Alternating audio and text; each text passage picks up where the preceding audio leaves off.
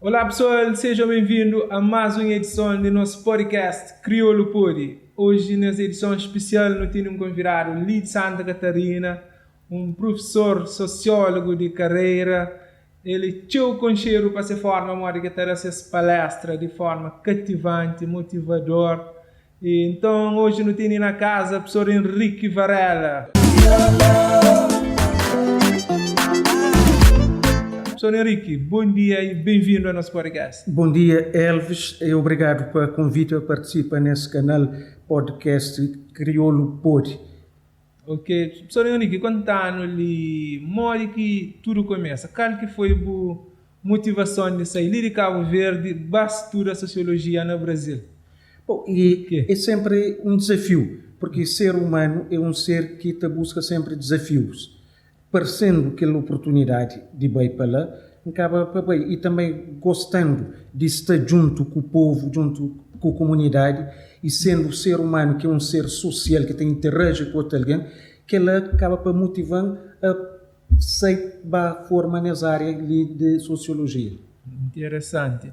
Professor Henrique, uma hora que você explica para um leigo que está falando, uma pessoa que é especialista na matéria, para a palavra simples, o que é sociologia? De forma simples, não pode hoje, que é uma ciência que estuda a vida social de indivíduos e de grupos humanos, de forma resumida. Ok. E naquele, já tem uma visão diferente de sociedade de certas pessoas, diferente de mim, que tem aquela essência, ou aquele estudo de entender a sociedade, modo que você hoje na sociedade, ali na somar, ele que algumas dificuldades que não tem, alguns alguns desvalores, alguns valores que é perdido, que está perdido ali na somar. Primeiramente, não tem que saber que a única característica permanente de sociedade é mudança. Agora, o que muda, quem muda, por que muda, quando muda, eis a questão. E Santa Catarina, concretamente, ali na Somada, onde não está inserido, tem alguns problemas que não tem frente, alguns problemas sociais. Tem, por exemplo, algum índice de consumo de droga, não é? De álcool para a camada jovem, sobretudo. Tem também, por exemplo, pequenas desavenças que às vezes surgem na comunidade, mas isso é muito pouco. E é possível perfeitamente no cultiva mais valores de respeito, a tolerância, a responsabilidade, certo? E, numa palavrinha só, a educação. Deve investir mais na educação, porque a educação transforma, a educação corrige, a educação molda o indivíduo. Então, dentro de que os valores que mestre introduzem na sociedade ali, qual que você chama de papel de famílias cabo-verdianas ali? O que é que se falta na família, então? Família tem um papel principal na formação do indivíduo. É a primeira e a principal responsável pela formação do indivíduo. É que é na plural, que é uma das primeiras e uma das principais. É a primeira e a principal responsável pela formação do indivíduo. Então, a família deve funcionar como uma verdadeira escola de valores, onde desde pequenote alguém te aprende valores cima, ter o respeito, ter a humildade, a responsabilidade, a tolerância, a solidariedade, que é a educação. E a hora que a família desempenha aquele papel de ser que é da educação, certo? Que ele funciona como que um pilar do indivíduo, como que alicerce, base do indivíduo.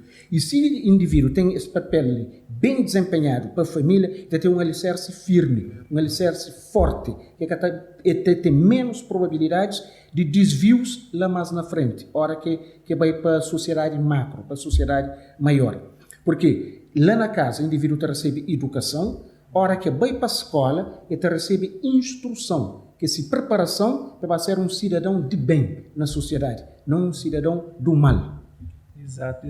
Professor Henrique, licenciado está levando a perguntar qual que mudanças que tive em relação ao comportamento de família ao longo das décadas. Então, vou explicar-nos assim, na nossa avó, o que muda na educação de nossa avó, depois o que muda na educação de nossos pais e dizer que muda agora na nossa educação. E nós não podemos hoje que a sociedade é dinâmica, não é?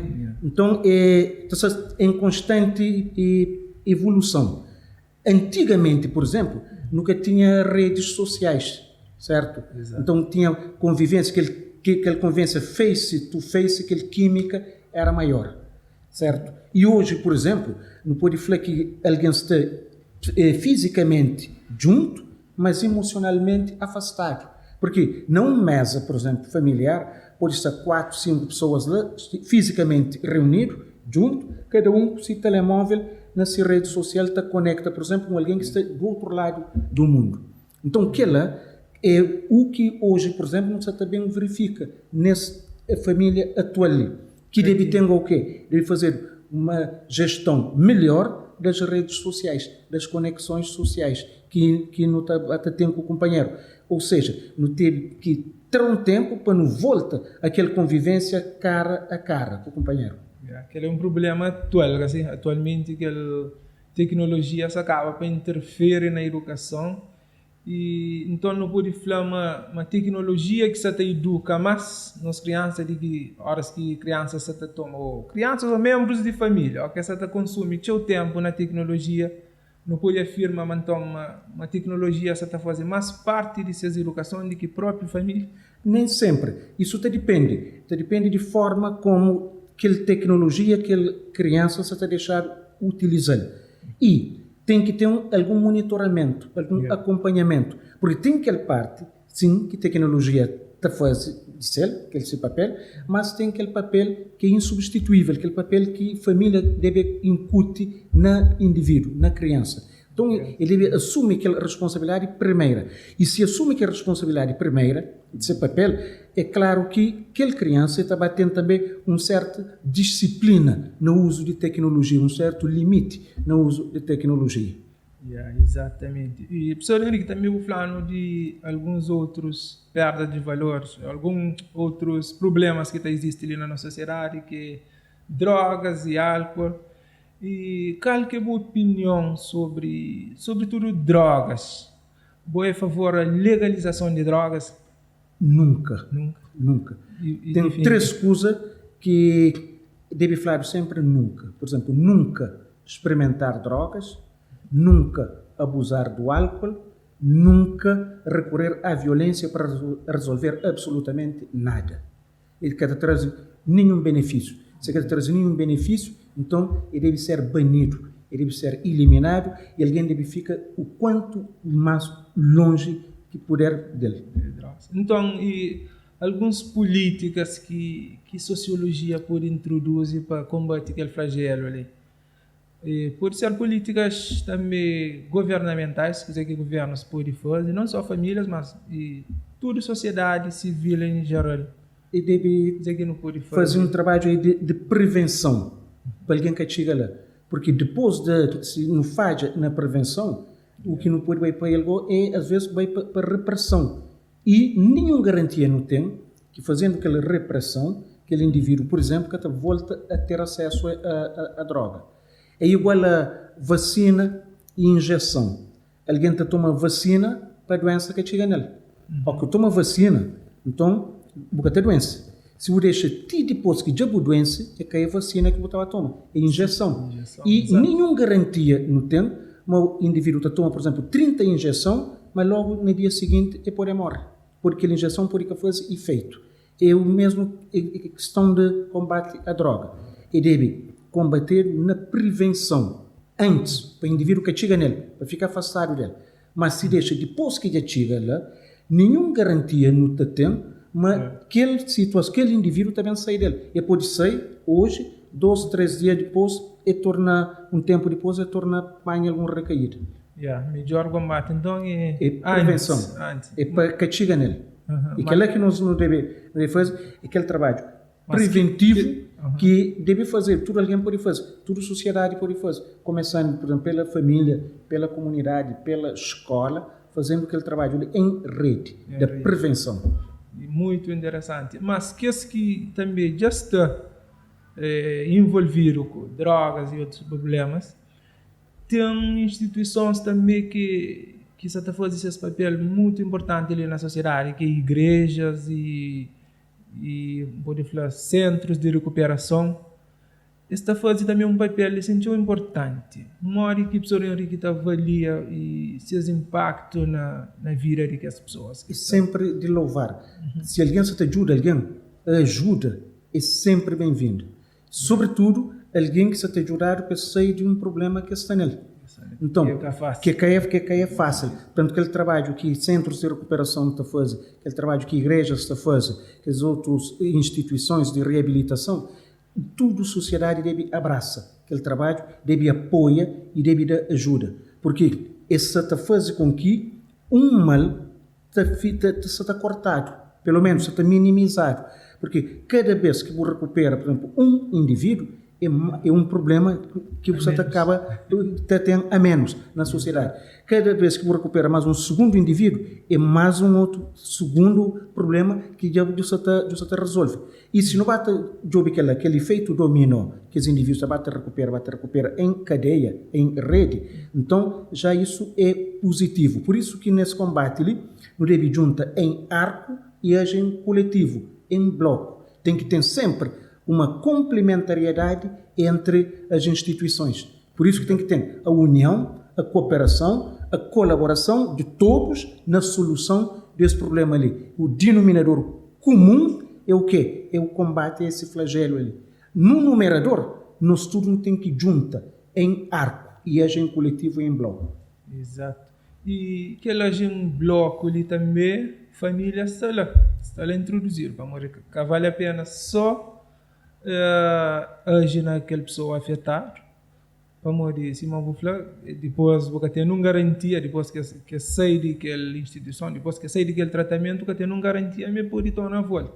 Qual que seria uma ação que não podia ter sobre sua família para continuar aquele tratamento ou pós-tratamento? E que ele tem que fazer um trabalho de sensibilização junto daquela pessoa, para ganhar consciência da necessidade que tem permanente de mudança ali. Porque é com a tomada de consciência que não acaba para mudar. Tomada mudança de atitude. E atitude é algo que é pessoal, que é individual e é intransferível. Nunca pode passar alguém uma decisão pela toma. Agora, não pode sensibilizar aquele alguém para ganhar consciência da necessidade de uma mudança de atitude. Mudando de atitude, acaba para mudar de comportamento e de postura. Então, nosso trabalho é aquele trabalho de sensibilização para a tomada de consciência daquele indivíduo da necessidade da mudança. Yeah. E mesmo por exemplo, pessoas está sair do tratamento, está direito, pode frequentar lugares que influenciam, mas também não está levando a tornar volta a rede social que não falava dele. A rede social está influenciando alguém na tomada de decisão ou na se vira pessoal. Na vida pessoal de alguém às vezes está ser influenciado para a rede social. Até onde que a pessoa que está defende liberdade de expressão na internet, levando em conta, por exemplo, discurso de ódios ou desinformação. É que ela depende de cada pessoa, não tem que ter de personalidade de cada um. Tem que ter uma personalidade forte. Por exemplo, um indivíduo pode estar, por exemplo, pode nascer ao lado de um estádio de futebol, que significa que automaticamente ele estava a ser jogador. Claro. E um indivíduo pode, por exemplo, pôr dentro de uma biblioteca, lá, que significa que a influência de livros está fazendo com que ele seja um intelectual. Então, depende de sua atitude que ele toma em relação àquele livro ou aquele que está junto do estádio de um campo de futebol, aquela atitude ele toma em relação a jogo de futebol. Depende daquele passo que ele está dando. Então, ele tem que ter uma decisão firme, uma decisão forte, não é? Porque é o pensamento que te conduz à ação. Pensamento, pois nós vira assim, pensamento, sentimento e comportamento. Por exemplo, se alguém tem pensamento de amor, ele gera sentimento de bondade e generosidade. Amor, bondade e generosidade trabalha um comportamento de paz, de tranquilidade. Mas se, por exemplo, ele tiver comportamento de pensamento de ódio, aquele pensamento de ódio também gera um sentimento de rancor e vingança. Ódio, rancor e vingança, o que também dá é guerra, é conflito. Então, para que não muda nossa postura, nosso comportamento não tem que mudar é pensamento, porque pensamento que é combustível de ação, que é combustível de nosso comportamento. Então não tem que pôr no nosso pensamento aquele, entre aspas, aquele combustível bom. É aquele combustível bom, aquele combustível de discernimento que te acaba para fazer com que não tenha ações boas, comportamentos ótimos. Ok, então, e o professor Henrique está defendendo a liberdade de expressão devia ter para tudo ali. Vamos, hoje em dia, que tem tanto liberdade de expressão. Em muitos países ou em muitas redes sociais próprias controlar. Tem alguma rede social que fala algumas palavras, está tenta cortar o perfil, está bloqueado. E até que ponto que o professor Henrique pode defender, mas tem algumas coisas que deve cortar na rede social? Deve sim, tem alguns. Porque a rede social dá voz a tudo alguém, dá espaço a tudo alguém. Tudo alguém gosta, tem, através da rede social, ele pode ter um palco que fala o que quiser. Mas só que tem-se liberdade, mas não deve usar liberdade com responsabilidade. A partir do momento que tu usa, por exemplo, liberdade de expressão para ofender outras pessoas, automaticamente tem que ter alguma providência que deve tomar. Porque a liberdade deve usar com responsabilidade. E às vezes alguém tem aquela maneira de falar, a mim é livre para falar o que quiser. Claro, é livre para falar o que quiser, mas tem que ser ouvido de ninguém também que é contentor, certo? Exato, e depois alguém está falando, tem liberdade de expressão. Claro, tem que tornar a repetir, liberdade de expressão que tem, e não leviandade de expressão. Porque a leviandade da expressão é a hora que você está parte para a ofensa, ou que você está parte para insultos, ou que você está parte, por exemplo, para palavras que está boa bem de um determinado grupo, de uma determinada pessoa, tem que ter algumas medidas que deve tomar, que deve ser controlado nesse sentido, porque senão alguém também fala tudo barbaridade que ele crê. Com a liberdade que ele tem. Por isso que a liberdade tem que ser condicionado. Minha liberdade termina lá onde começa a liberdade do outro. Então nunca pode pisa a liberdade do outro.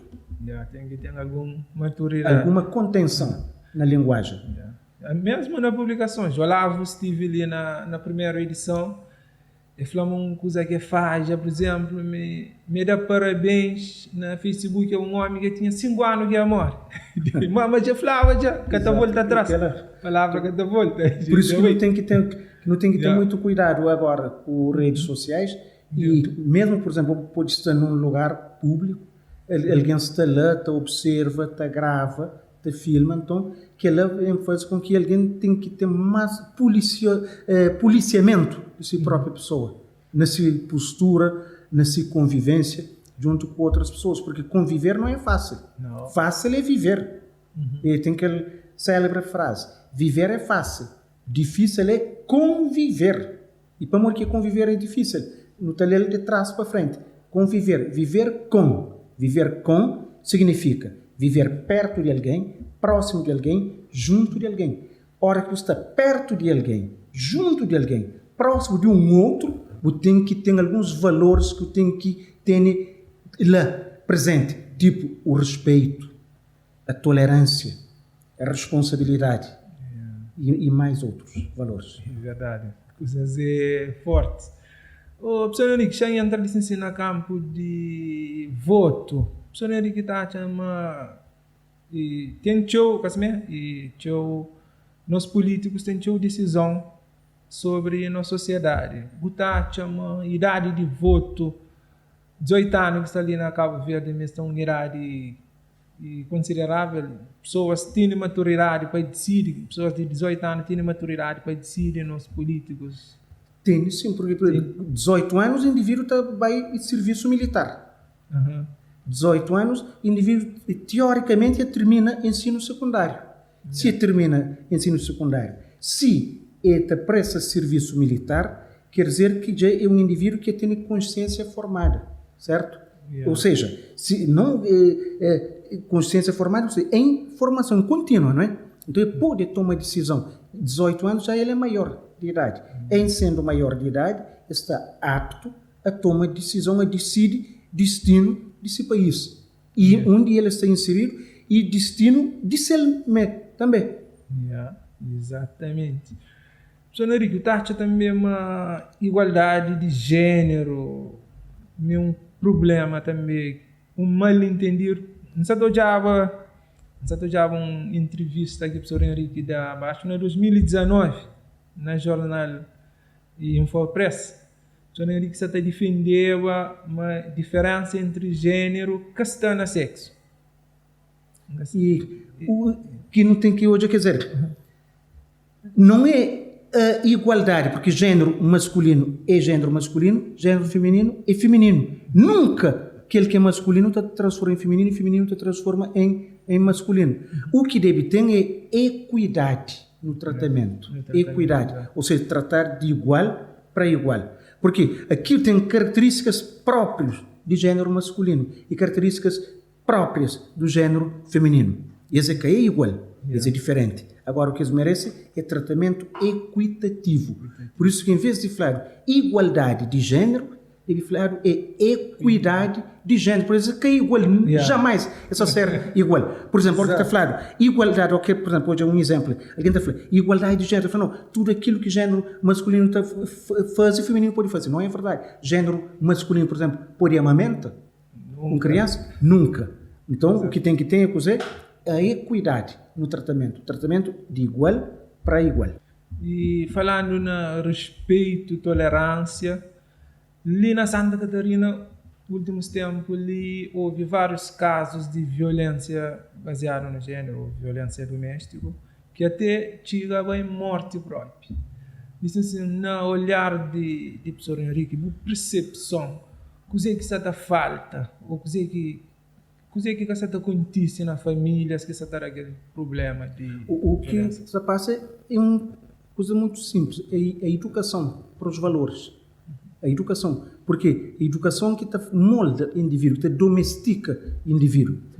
A hora que assimila a educação, acaba para hoje, mas tem que ter respeito, mas tem que ter disciplina, mas tem que ter algum discernimento na atitudes e ações que pratica.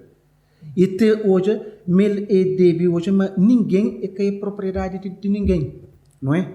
E acaba para desenvolver, por exemplo, um valor muito importante que é o altruísmo, que é olhar para o outro, certo? Um outro valor que acaba para desenvolver, por exemplo, a empatia, que é colocar-se psicologicamente no lugar do outro. Portanto, aquilo que ele estava a fazer antes, aquele discernimento que ele estava a fazer, e se fosse mim, que estava naquela posição lá? Ora, que toma aquela decisão da empatia, certo? Acaba para frear, para parar, que estava a praticar aqueles atos de barbaridade e de violência. Ok. Professor Henrique, para não terminar a nossa conversa, é muito interessante, mas nós também temos outros momentos. E já costumou já na rede social, pessoa publica, e professor Henrique como um potencial político ali na Santa Catarina. Se for o caso que o professor Henrique teve algum convite, o professor Henrique está disponível para participar na política, na política, para não partido político ali na e quero Santa dizer, Catarina. Hoje ali, todo cidadão tem que ser disponível naquilo que é sua habilidade, que é seu talento, ao bem de sua comunidade. Exato. Nesse momento ali, minha participação é uma participação cívica, uma participação do lado da cidadania, certo? Então, do lado da cidadania, que ele está sempre disponível, sempre pronto, porque me crê sempre da minha contribuição, da minha colaboração. E qualquer trabalho que você fazer, também para um trabalho social, um trabalho de ativismo social, é um trabalho político também, certo? Ora que bem numa comunidade, que vai fala com a comunidade sobre determinados temas, com os jovens, com adultos, com crianças, aquele ativismo lá também é um trabalho político. Então, esse trabalho político, esse trabalho de ativismo político, de ativismo, aliás, ativismo social, que ele é um trabalho que sempre está disponível para ele. Mesmo para, não fala, mas não assume o próprio líder de partido, não assume cabeça de Câmara. E isso não te deixa em aberto. Isso te deixa em aberto com a palavra o povo. Sr. Henrique, então, muito obrigado por essa conversa. É tão interessante, com teu informações assim, valioso. Quem é que o Sr. Henrique te desafiava para estar ali nesse podcast crioulo, pode? Bom, e que ali como... Ou você gostava de estar? Como desafio, quem é que você gostava? Então, penso que nós devemos jogar todo segmento de população. Por exemplo, alguém na escola, por exemplo, um rabidante, um peixeiro, certo? Um pescador. Ou seja, para que esse canal acaba para abarcar tudo alguém. Nós leva esse programa, essa entrevista ali, nós trazemos tudo alguém para sentar ali nessa sala ali. Ok, pessoal, assim foi mais uma edição de nosso podcast Crioulo Pode. Nós te agradecemos, professor Henrique Varela, por estar ali conosco, dando as informações tão importantes, tão interessantes. Na edição e câmara, nós temos Eliser Borges, apresentação Elvis Lopes. Muito obrigado. Nós continuamos a seguir, partilha e dá like no nosso canal para morrer mais para frente. Nós temos muita surpresa para nós. Nós também temos prêmios, sorteios. Nós continuamos a seguir que tem novidade.